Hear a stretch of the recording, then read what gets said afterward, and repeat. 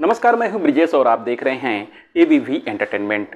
दोस्तों, आज हम बात करने वाले हैं इस फ्राइडे रिलीज हुई आदि पुरुष फिल्म के बारे में। इस फिल्म में कृति सनन और प्रभास लीड रोल में हैं, यानी कि राम और सीता का मुख्य भूमिका निभा रहे हैं। ये फिल्म जब से रिलीज हुई है तभी से विवादों में आ गई है। इस फिल्म की बात करें तो इस फिल्म का वीएफएक्स इतना घटिया है कि लोगों को पसंद नहीं आ रहा है। इस फिल्म के संवाद इस तरह से लिखे गए हैं कि लोग अपना माथा पीट रहे हैं। ऐसी ऐसी गलतियां फिल्म्स मेकर्स ने की है कि अब जो पहले विरोध कर रहे थे वो गाली दे रहे थे, अब तो सपोर्ट करने वाले भी इस फिल्म को देखने के बाद गाली दे रहे हैं। मेकर्स इस फिल्म को 500 करोड़ की लागत में बनाए हैं, लेकिन अब ऐसा लगता है कि उन्होंने पूरा वेस्ट कर दिया है, क्योंकि रामायण की कहानी को इस तरह से तोड़ मरोड़ करके पेश कर दिया गया है कि ये दर्शकों को थोड़ा भी पसंद नहीं आ रही है। और सबसे बड़ी बात तो ये है कि इस फिल्म के लेखक मनोज मुंशीर और इस फिल्म के डायरेक्टर को सामने आकर के सफाई देनी पड़ी कि इस फिल्म को आज के ज़माने के हिसाब से बनाया गया है। यह रामायण से ज़्यादा इसका कुछ संबंध नहीं है। हालांकि हर चीज़ तो रामायण से ही ली गई है, और राम, सीता, लक्ष्मण और रावण अगर किसी फिल्म में ये सब कैरेक्टर हैं तो उसको आखिर क्या कहा जाएगा। इस फिल्म को बनाने में डायरेक्टर ने जो भी गलतियां की है वो आपके सामने मैं रखने वाला हूं। इसमें सबसे पहली गलती तो मेकर्स ने यह कर दी है कि इसमें इतना वीएफएक्स का यूज हुआ है। हालांकि रामायण सीरियल बिना वीएफएक्स के बन ही नहीं सकता, चाहे रामानंद सागर का रामायण हो या इसके पहले भी बहुत सारा रामायण बना था और उसके बाद भी बहुत सारा रामायण बना। बिना वीएफएक्स के रामायण जैसी फिल्म या सीरियल बनना संभव ही नहीं है। उसमें सीजीआई और वीएफएक्स बहुत ज़रूरी होता है। लेकिन सवाल तब पैदा हो जाता है कि जब इस फिल्म में सीजीआई इतनी घटिया तरीके से यूज किया गया है, इसमें वीएफएक्स भी इतना घटिया तरीके से यूज किया है कि आप एकदम आराम से, अगर आप फिल्म क्रिटिक नहीं है तो भी आप इसके घटिया वीएफएक्स को ऐसे ही देख सकते हैं। और सबसे बड़ी बात तो ये है कि इस फिल्म को इस तरह से दिखाया गया है कि जब इस फिल्म का टीजर आया था तो लोगों ने बहुत सारा विरोध किया था कि इसके कैरेक्टर और जो वीएफएक्स है वो इतने गंदे तरीके से दिखाए गए हैं। तो मेकर्स ने बाद में एक अनाउंसमेंट किया कि हम इसमें कुछ सुधार करेंगे, लेकिन सुधार उन लोगों ने किया नहीं। जो भी चीज़ें थी जो लोगों को खटक रही थी उसमें उन्होंने दिन के उजाले को रात का अंधेरा कर दिया कि जो क्रिटिक्स हैं वो उसको पकड़ ही ना पाए कि इसमें गलतियां क्या है। और बाबा रे बाबा, इसके लेखक हैं मनोज मुंशीर, जो कि अच्छा गीत लिखे हैं, बहुत अच्छे कवि हैं।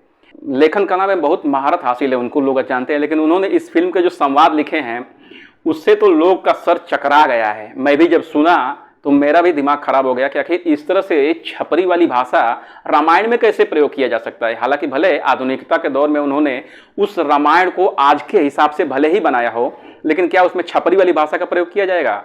ये तो सरासर गलत है। अब उन्होंने क्या संवाद लिखे और क्या उसमें डायलॉग बोला गया, ये मैं आपको बताना चाहता हूँ।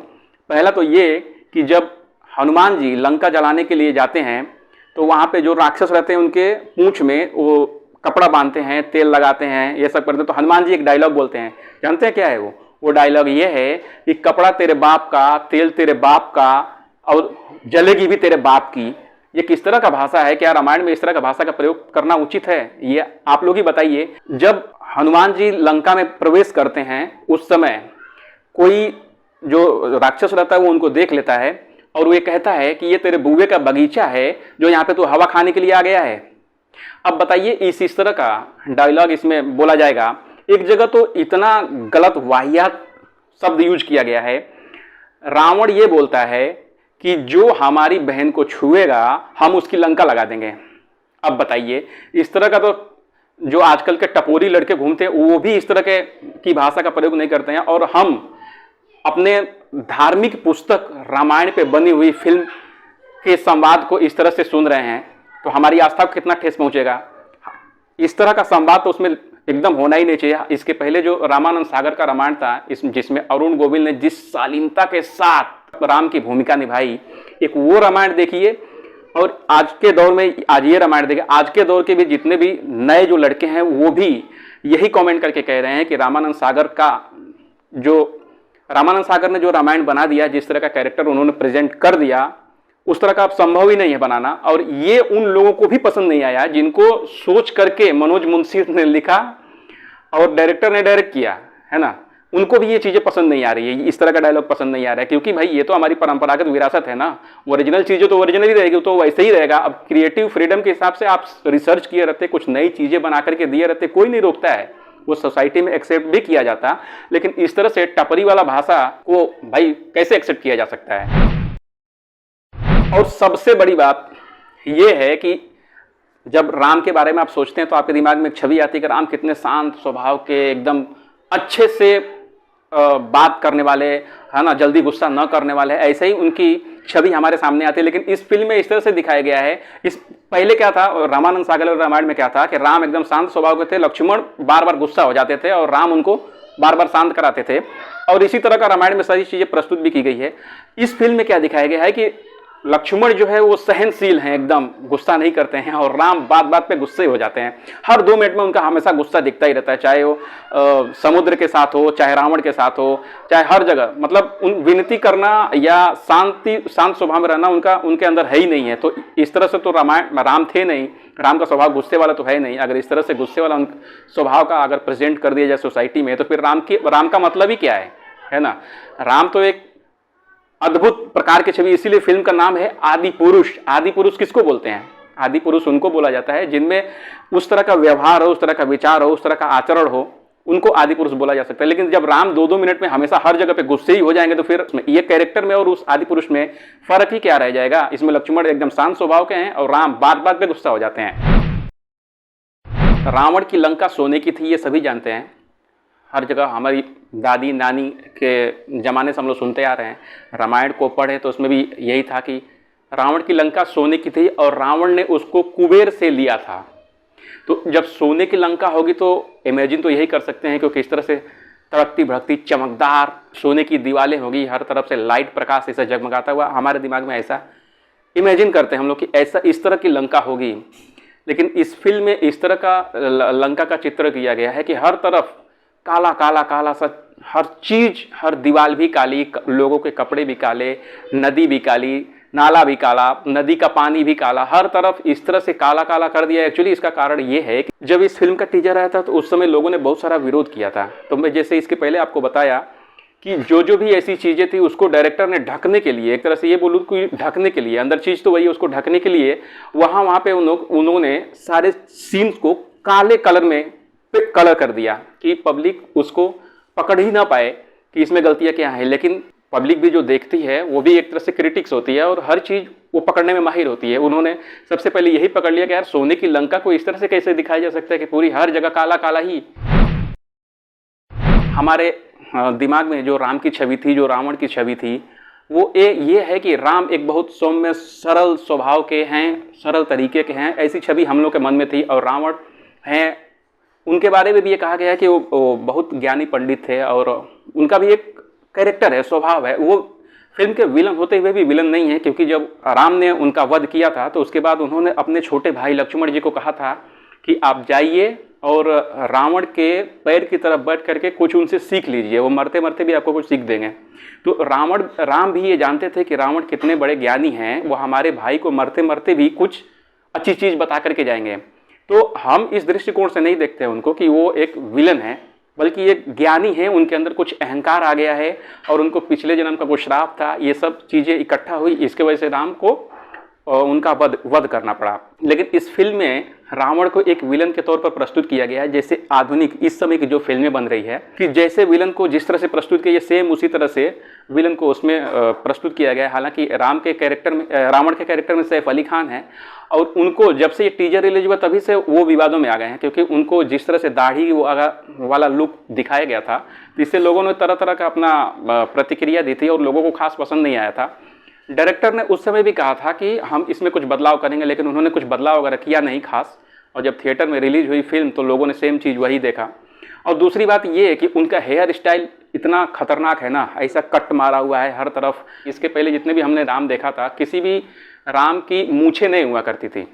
इस फिल्म में राम की मूछें भी हैं और वो कई लोगों ने तो ये भी कहा कि वो महाभारत के कर्ण के जैसा लग रहे हैं। तो कई लोगों ने अपनी अपनी प्रतिक्रिया दी। हालांकि राम के प्रभास इतने बड़े एक्टर हैं, इतने अच्छे एक्टर हैं, उनकी फिल्मों को काफ़ी पसंद किया जाता है। लेकिन इसमें जिस तरह से डायरेक्टर ने उनको जिस किरदार में ढाल दिया, उन लोगों को एकदम पसंद नहीं आया, और मूंछों वाला राम तो बिल्कुल खास तौर पे पसंद नहीं आया।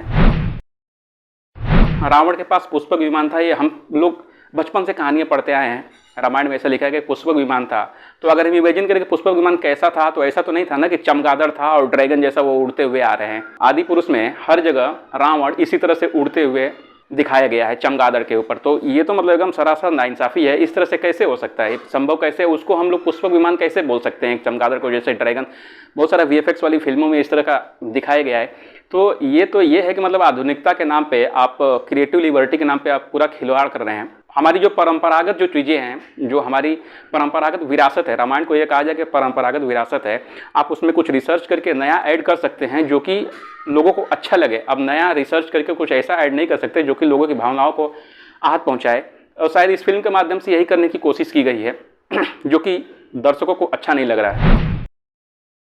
और सबसे बड़ी बात तो ये है कि आप जानते हैं कि राम को लंका जाने के लिए रामेश्वरम में उन्होंने पुल बांधा था, जिसको राम सेतु कहा जाता है। और इतिहास में भी, रामायण में भी ऐसा लिखा गया है कि जो भी पत्थर उसमें यूज हुआ उस पर राम का नाम लिखा जाता था। रामानंद सागर के रामायण में भी यही दिखाया गया है कि राम का नाम लिखा जाता था, और वो पत्थर जब पानी में डालते थे तो पत्थर तैरता था, और इससे भारत से और लंका के बीच में पुल बना। लेकिन यहाँ पे ये दिखाया जा रहा है, CGI के माध्यम से ये भी दिखाया जा रहा है कि पत्थर तो डाला जा रहा है, लेकिन पत्थर, किसी भी पत्थर पे राम का नाम नहीं लिखा गया है, किसी भी पत्थर पे राम का नाम नहीं लिखा है। इससे ये साबित होता है कि जो भी इसके मेकर्स हैं वो रामायण कभी पढ़ी नहीं, रामायण की कभी कहानियाँ सुनी ही नहीं, क्योंकि ये तो हो ही नहीं सकता है ना कि बिना राम नाम लिखे हुए पत्थर तैरने लगे। ऐसा तो कभी न सुना है न देखा है। और हर रामायण में, अभी तक जितने भी रामायण बनाए उसमें सब रामायण में ये दिखाया गया है कि जो भी पत्थर है उस पर राम नाम लिखा जाता है, उसके बाद वो पत्थर तैरता है। लेकिन इस फिल्म में ऐसा कुछ नहीं हुआ है। अभी तक का मुझे जो सबसे बड़ी गलती लगी वो ये कि अभी रामायण शुरू नहीं हुआ रहता है, उसके पहले ही राम के सामने मेघनाथ आता है, जिसको इंद्रजीत कहते हैं। वो आता है और सीता जी को साथ में लेकर के आता है, और सीता जी और राम एक दूसरे को देखते हैं, एक दूसरे को टकटकी लगा करके देखने लगते हैं क्योंकि इतने दिनों के बाद एक दूसरे का मिलन होता है। लेकिन उस सीता जी बेड़ियों में बधी होती हैं, उनका पूरे शरीर पे सीकड़ लगा हुआ था, और राम एक तरफ हैं और सीता एक तरफ हैं, और सीता की तरफ इंद्रजीत खड़े हैं। इंद्रजीत उनको पकड़े हुए हैं और एक दूसरे को मिलने नहीं देते हैं, और उनके सामने ही, राम के सामने एक दूसरे को देखते रहते हैं। तब तक इंद्रजीत चाकू निकालता है और उनका गला काट देता है। जो रामायण है, वाल्मीकि रामायण है या तुलसीदास जी का जो रामायण है, इसमें इस तरह का कहीं भी प्रसंग नहीं आया है कि युद्ध शुरू होने से पहले ही इंद्रजीत राम के सामने सीता जी को लेकर के प्रकट होते हैं। ऐसा कहीं भी सीन आया ही नहीं है। और बाद में ये फिल्म में ये दिखाया गया है कि जब वो गला काट देते हैं तब तक तो सब लोग देखते रहते हैं कि अरे यार ये कैसे हो गया, सीता जी कैसे आ गई, अभी रामायण जो युद्ध है वो शुरू ही नहीं हुआ, रावण मरा ही नहीं, उसके बाद सीता और राम का मिलन होता है। लेकिन ऐसा कुछ नहीं, पब्लिक देखती रहती, तब तक अचानक ऐसा होता है। उस फिल्म में ये दिखाने की कोशिश की गई है कि इंद्रजीत जो सीता जी को लेकर के आया है वो रावण का बनाया हुआ मायावी सीता जी है ना, जिसको इंद्रजीत वहीं पे मार देता है, चाकू से उनका गला काट देता है और मार देता है। लोग ये भी सोचने लगते हैं कि यार युद्ध होने से पहले सीता जी कैसे वहाँ पे आ गई, जबकि ऐसा प्रसंग कहीं रामायण में है ही नहीं है। इससे ये साबित होता है कि जो भी इसके मेकर्स हैं वो फिल्म के बारे में, वो रामायण के बारे में कुछ पढ़े नहीं, कुछ रिसर्च नहीं किया, और ऐसे ही जो उनके मन में आया आधुनिक फिल्म बनाने के चक्कर में उन्होंने कुछ भी मतलब कर दिया है। क्रिएटिव लिबर्टी का उन्होंने गलत फ़ायदा उठाया और ये तो आस्था का मजाक भी बनाया है। मैंने फिल्म देखा तो मुझे ये चीज़ें लगी कि इस तरह से नहीं होना चाहिए, और ये हमारी आस्था के साथ खिलवाड़ किया गया है। अगर किसी और धर्म में इस तरह का अगर बनाया जाता, उनकी धार्मिक पुस्तकों के आधार पर इस तरह से कैरेक्टर गढ़े जाते, तो शायद अभी तक बहुत बवाल मच गया होता। लेकिन चल रहा है, ये फिल्म को लोग देख। हालांकि इस फिल्म की कलेक्शन बहुत अच्छी हुई है, क्योंकि इस फिल्म का पहले ही हाइप इतना था कि इतनी महंगी फिल्म है, इतने बड़े स्टार इस फिल्म में काम कर रहे हैं, इतने बड़े डायरेक्टर, इतने बड़े राइटर इस फिल्म को बना रहे हैं, तो फिल्म बहुत अच्छी बनेगी। इसलिए एडवांस बुकिंग इतनी अच्छी हो गई कि बहुत सारे जो 2023 में बहुत सारी पिक्चरें जो बहुत बड़े बजट की थी और बहुत अच्छी कमाई की, उनसे भी ज़्यादा कमाई कर ली है। लेकिन अभी जब लोग थिएटर में गए उसके बाद मालूम पड़ा कि यार पिक्चर तो अच्छी नहीं है, और नेगेटिव रिव्यूज़ मिलने लगे। अब देखना ये होगा कि मंडे यानी कल तक इस फिल्म की कमाई कितनी होती है, उसके बाद थिएटर में कितने दिनों तक फिल्म सर्वाइव कर पाती है। अब ये रहा मेरा ओपिनियन। आपका क्या ओपिनियन है ये कमेंट बॉक्स में बताइए। मिलेंगे नेक्स्ट फिल्म के रिव्यू में, तब तक आप देखते रहिए EVV एंटरटेनमेंट। नमस्कार।